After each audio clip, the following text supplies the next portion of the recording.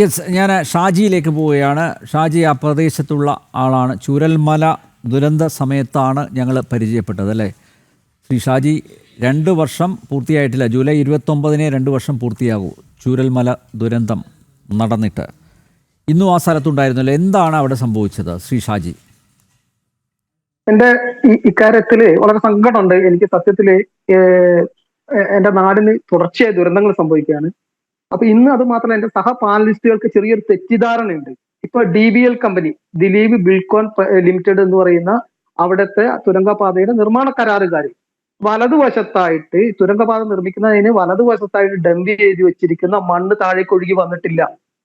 അതല്ല ഇന്നത്തെ അവരവിടെ സൂക്ഷിച്ചിരിക്കുന്ന ഈ തുരങ്ക നിർമ്മാണത്തിനിടയ്ക്ക് അവർ മാറ്റിവെച്ച മണ്ണ് താഴേക്ക് ഇറങ്ങി വന്നിട്ടല്ല ഇന്ന് ദുരന്തം ഉണ്ടായത്.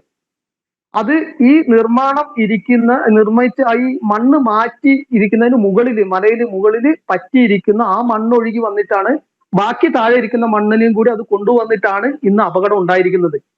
അതായത് ഉരുൾപൊട്ടൽ തന്നെയാണ് അവിടെ ഡംപ് ചെയ്ത് വെച്ചിരിക്കുന്ന മണ്ണ് ഒഴുകി ഒലിച്ചു വന്നതല്ല എന്ന് ആദ്യം പറയട്ടെ. അതായത് 1.5 ഘനമീറ്റർ മണ്ണാണ് സാധാരണ ആ പ്രദേശങ്ങളിൽ സാധാരണ ആ മലയിൽ ഉണ്ടാവുക എന്നാണ് വിദഗ്ധർ പറഞ്ഞിട്ടുള്ളത്. ഇവിടെ അത്ര പോലും മണ്ണില്ല. ആ മുകളിൽ കാണാം, ആ മുകളിലെ താഴെ വശത്താണ് ഇപ്പൊ ആ ഇതിൽ കാണുന്ന പോലെ താഴെ വശത്താണ് ഈ നിർമ്മാണ പ്രവർത്തനങ്ങൾ നടക്കുന്നത്. അതിന് വലതുവശത്ത് ഒരു അമ്പലമുണ്ട്, മീനാക്ഷി അമ്പലം എന്ന് പറഞ്ഞിട്ട്. ആ അമ്പലത്തിന് തൊട്ട് മുകളിലായിട്ട് ഡംപ് ചെയ്ത് വെച്ച മണ്ണ് അവിടെ തന്നെ ഇരിക്കുന്നുണ്ട്. പ്ലാസ്റ്റിക് ഒക്കെ ഇട്ട് മൂടിയിട്ട് അതുപോലെ ഭദ്രമായിട്ട് ഇരിക്കുന്നുണ്ട്. അതല്ല, മുകളിൽ നിന്ന് മലയുടെ മുകളിലുള്ള 1.5 ഘനമീറ്ററോളം മണ്ണ് ഒലിച്ചു വന്നു. താഴെ മണ്ണ് എടുത്തു മാറ്റി മുകളിൽ അവർക്ക് ആലംബമില്ലാതെയാ മേലുള്ള മണ്ണ് അത് ഒലിച്ചു വന്നിട്ടാണ് താഴെയുള്ള മണ്ണിനെയും കൂടി കൂട്ടിക്കൊണ്ടുവന്നാണ് ആളുകളെ പിന്നെ അപകടത്തിലേക്ക് തള്ളിവിട്ടത്. ഒന്ന് അതാണ്. രണ്ട്, ഇന്നിപ്പോ ഞാൻ അവിടെയുള്ള ഹിന്ദിക്കാരോട് സംസാരിച്ചു. ഞാൻ രക്ഷാപ്രവർത്തനത്തിനിടയിൽ അങ്ങനത്തെ ഡ്രസ്സിലായിരുന്നു, അതുകൊണ്ട് അവർക്ക് തിരിച്ചറിയാൻ കഴിഞ്ഞില്ല. പത്രക്കാരോടോ മീഡിയക്കാരോടോ അവർക്ക് സംസാരിക്കാൻ ഭയം ഉണ്ടായിരുന്നു. ഞാൻ അവരോട് സംസാരിച്ചപ്പോൾ അവർ പറഞ്ഞു 25 ലോക് നഹി ബച്ച് ഗയ എന്നാണ് പറഞ്ഞത്. അങ്ങനെ തന്നെയാണെന്നാണ് എന്റെ ഹിന്ദി, എനിക്ക് അത്ര വലിയ ഇതല്ല, അവരങ്ങനെ പറഞ്ഞു. അതായത് 25ഓളം പേര് അവിടെ അവരൊരു ഷെഡ് ഉണ്ടായിരുന്നു, ആ ഷെഡിന് അടുത്ത് പണി ഉണ്ടായിരുന്നു. പണി നിർത്തിവെക്കണമെന്ന് ഈ കമ്പനിയോട് പറഞ്ഞിട്ട് പോലും നിർത്തിവെച്ചിട്ടില്ല. അവർ നിർത്തിവെച്ചിട്ടില്ല എന്നാണ് അറിഞ്ഞത്. ഇന്നും പണിയെടുക്കുന്നുണ്ട്. അപ്പോ ആ ബസ്സിൽ ആളെ കൊണ്ടുവരുന്നു. ആദ്യത്തെ ട്രിപ്പ് ആളെ കൊണ്ടുപോയി, രണ്ടാമത്തെ ട്രിപ്പ് ആളെ കൊണ്ടുവന്നിട്ട് അയാൾ, ആ ബസ്സുകാരനെ ഞാൻ കണ്ടിരുന്നു, അയാൾ രക്ഷപ്പെട്ടു, ഡ്രൈവർ രക്ഷപ്പെട്ടു. അവിടെ 25ഓളം പേര് അവിടെ മണ്ണിനകത്ത് അമർന്നു പോയിട്ടുണ്ടെന്നാണ് ആ ഹിന്ദിക്കാരൻ എന്നോട് പറഞ്ഞത്. നിങ്ങൾ പറഞ്ഞ പോലെ 3 മരണമല്ല, 5 ഡെഡ് ബോഡി കൊണ്ടുവരുന്നത് ഞാൻ സാക്ഷിയാണ്. 5 മൃതദേഹങ്ങൾ കൊണ്ടുവരുന്നതിന് ഞാൻ സാക്ഷിയാണ്. ഇനിയും മരണം നടന്നിട്ടുണ്ട്. അത് ഹിന്ദിക്കാരായതുകൊണ്ട് ഇപ്പോ ചൂരൽമല ദുരന്തത്തിൽ തന്നെ അതായത് അന്യസംസ്ഥാന തൊഴിലാളികൾ മരണപ്പെട്ടതിന്റെ കണക്കില്ല. അവിടുത്തെ ദുരന്ത ബാധിതരുടെ ആക്ഷൻ കൗൺസിൽ കൺവീനർ, ജനശബ്ദ ആക്ഷൻ കൗൺസിൽ കൺവീനറും കൂടിയാണ് ഞാൻ. എനിക്ക് ഒരു കാര്യം കൂടി പറയാനുണ്ട്. ഈ വെള്ളാറമല മേഖല, അതായത് ചെമ്പ്ര മല തൊട്ട് അങ്ങ് കവളപ്പാറ വരെയുള്ള വലിയൊരു മലയാണത്. ആ മലയിൽ തുടർച്ചയായിട്ട് ഉരുൾപൊട്ടലുകൾ ഉണ്ടാകുന്നു. തുടർച്ചയായിട്ട് ഉരുൾപൊട്ടലുണ്ട്. 1960-ലാണ് ആദ്യത്തെ ഉരുൾപൊട്ടൽ. ഞങ്ങളുടെ അറിവ്, ഈ പൂർവികർ പറഞ്ഞു തന്നിട്ടുള്ള അറിവുണ്ടായത്. 3ഓളം പാടികൾ പൂർണ്ണമായും മണ്ണിനടിയിലായി. മരണം എത്രയാണെന്ന് സ്ഥിരീകരിച്ചിട്ടില്ല. അതിനുശേഷം എനിക്കറിയാവുന്ന എന്റെ ചെറുപ്പകാലത്ത് 1984 ഇതേ മുണ്ടക്കയിൽ കരിമുറ്റ എസ്റ്റേറ്റിൽ ഉരുൾപൊട്ടി. അവിടെ 10-22 പേരോളം മരണപ്പെട്ടു. അതിനുശേഷമാണ് നോക്കൂ 2019 പുത്തുമലയിൽ ഉരുൾപൊട്ടൽ. ഇതൊക്കെ ഒരു വെള്ളരിമല മേഖലയാണ്, എന്റെ വില്ലേജിലാണ്, എന്റെ ഗ്രാമത്തിലാണ്. 2019 ഉരുൾപൊട്ടി, 17 പേർ മരണപ്പെട്ട, 5 പേരുടെ മൃതദേഹം ഇനിയും കിട്ടിയിട്ടില്ല. നിങ്ങൾ ഓർക്കണം, ഈ ഉരുൾപൊട്ടിയ സ്ഥലത്ത് നിന്ന് ഏകദേശം 2.5 കിലോമീറ്റർ 3 കിലോമീറ്റർ അകലെയാണ് പുത്തുമല ഇരിക്കുന്നത്. അവിടെ നിന്നും ഒരു 2.5 കിലോമീറ്റർ പോയ ചൂരൽമലയായി. ഇതൊരു പ്രദേശമാണ്. അതിനുശേഷം 2020-ലാണ് മുണ്ടക്കയിൽ ഉരുൾപൊട്ടി. ഈ ഉരുൾപൊട്ടിയ അതേ സ്ഥലത്ത് 2024 ജൂലൈ 30-ന് അർദ്ധരാത്രി ഉരുൾപൊട്ടിയ അതേ സ്ഥലത്ത് 2020-ന് ഉരുൾപൊട്ടി 3 വീടുകൾ പോയി. അതിനുശേഷം നോക്കൂ 2024 ജൂലൈ 30-ന് ഉരുൾപൊട്ടിയത്. ഇത് ഒരു ഡിസാസ്റ്റർ പ്രോൺ ഏരിയ ആണ്. മാധവ് ഗാഡ്ഗിൽ കൃത്യമായിട്ട് സൂചിപ്പിച്ച് റെഡ് മാർക്കിൽ ചെയ്തു വെച്ചിട്ടുണ്ട്. അദ്ദേഹം പറഞ്ഞു വെച്ചിട്ടുണ്ട് വെള്ളാറമല മേഖല അത്യന്തം അവിടെ എക്കോ ഫ്രെജൈൽ ലാൻഡ് ആണെന്ന്. എന്നിട്ടും നിരന്തരം നിർമ്മാണ പ്രവർത്തനങ്ങൾ നടക്കുന്നു. അവിടെ റിസോർട്ടുകളുടെ ആധിക്യമുണ്ട്. അതൊക്കെ അതായത് കൃത്യമായിട്ട് അധികാരികൾ അതിന്റെ നിർമ്മാണ പ്രവർത്തനങ്ങളെ ശ്രദ്ധിക്കാതെയാണ് ഇത് മാത്രമല്ല, നോക്കൂ, ഈ ഉരുൾപൊട്ടൽ, ഇവിടെ ഇത്രയും ഡിസാസ്റ്റർ, ഇത്രയും ദുരന്തം നമ്മളെ കൺമുന്നിലുണ്ടായിരുന്നു. 2 വർഷം പൂർത്തിയാകുന്നതേ ഉള്ളൂ. അതിന്റെ വേദന മറന്നുപോയിട്ടില്ല. ഇനിയും ആളുകളെ പോലും ഞങ്ങളെ നാട്ടുകാർക്ക് ഓരോ ആ ഫ്ലെക്സ് കാണുമ്പോഴാണ് ഇവരൊക്കെ മരിച്ചു പോയല്ലോ എന്ന് പോലും ഓർമ്മ വരിക. അത്രയും വലിയൊരു ദുരന്തം നടന്നിട്ട് പോലും ഇങ്ങനെയുള്ള ഈ മണ്ണ് അവിടെ അടിഞ്ഞുകൂടിയ മണ്ണ് താഴേക്ക് വന്ന് ദുരന്തം ഉണ്ടാവുമെന്ന് അധികാരികൾ പറഞ്ഞു എന്ന് പറയും. എന്നിട്ടും അവർ ശ്രദ്ധിച്ചിട്ടില്ല. ഇത് കുറച്ച് നേരത്തെ ആയിരുന്നെങ്കിൽ എത്ര കുട്ടികൾ അതിനകത്ത് പെടുമായിരുന്നു. ഇപ്പൊ അവിടുത്തെ തൊഴിലാളികളാണ് ഭൂരിപക്ഷം, ലോക്കൽസ് ആയിട്ടുള്ള ആളുകൾ പെട്ടിട്ടില്ല എന്നാണ് ഇതുവരെയുള്ള ഞങ്ങളുടെ അറിവ്. അത് നാളെ മറ്റോ കൃത്യമായിട്ട് അറിയുള്ളൂ. എന്തായാലും അധികാരികൾ പറയുന്നത് പോലെയല്ല. അത് മാത്രമല്ല, നിങ്ങൾ മനസ്സിലാക്കേണ്ടത് ആ പ്രദേശത്തെ കുറിച്ച്. ഞാൻ ഈ ഉരുൾപൊട്ടലിന് ശേഷം ഞാൻ അമൃതാനന്ദമയ മഠത്തിൽ പോയിരുന്നു. നിങ്ങളിതൊന്ന് ശ്രദ്ധിക്കണം. ഞാൻ അമൃതാനന്ദമയ മഠത്തിൽ പോയി അമൃതാനന്ദമയ അമ്മയെ കണ്ടിരുന്നു. അമ്മയോട് സംസാരിച്ചു. അമ്മ പറഞ്ഞു, മകനെ, നിങ്ങളും ദുരന്തം ബാധിതരല്ലേ, നിങ്ങളും ഗവൺമെന്റിനോട് പറയൂ, ഞങ്ങൾക്ക് അവിടെ ഒരു ഏർലി വാർണിംഗ് സിസ്റ്റം സ്ഥാപിക്കണമെന്നുണ്ട്. ഒരു ദുരന്തം മുൻകൂട്ടി പ്രഖ്യാപിക്കുന്ന അല്ലെങ്കിൽ അങ്ങനെ ഏർലി വാർണിംഗ് സിസ്റ്റം അവിടെ സ്ഥാപിക്കാൻ സ്ഥലം അനുവദിക്കാൻ അനുവാദം കൊടുക്കുകയും ചെയ്താൽ നിങ്ങൾക്ക് ഒരു ദുരന്തം ഉണ്ടാകുന്നതിന് മുമ്പ് തന്നെ നമുക്കത് പറയാൻ കഴിയും. അതിനുള്ള അനുമതി ഇതുവരെ കൊടുത്തിട്ടില്ല. വയനാട്ടിൽ 22 സ്ഥലങ്ങളെയാണ് ഇത്തരം പ്രശ്നബാധിത പ്രദേശങ്ങളിൽ ഈ ദുരന്തം സാധ്യതാ പ്രദേശങ്ങളായി കണക്കാക്കിയിട്ടില്ലേ. അതുവരെ പൊതുസമൂഹത്തിന് അറിയില്ല ഈ 22 പ്രദേശങ്ങൾ ഏതാണെന്ന്. അങ്ങേ അറ്റം നോക്കൂ. അത് മാത്രമല്ല, ഇതിന് തൊട്ടടുത്താണ് നമ്മുടെ ബോച്ചയുടെ 1000 ഏക്കർ.